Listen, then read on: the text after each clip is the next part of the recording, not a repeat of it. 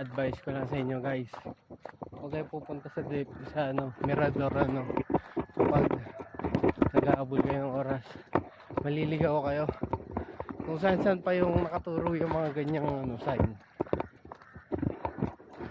Malim, no?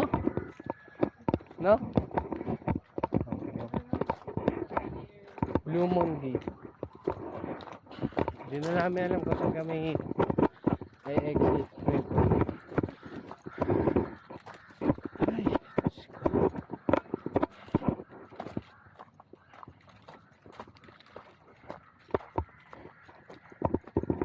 wala silang mga nagtatrabaho dito na dito po.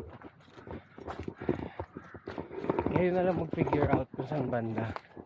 Tapos itong mga to, ako konti. Ganyang sign.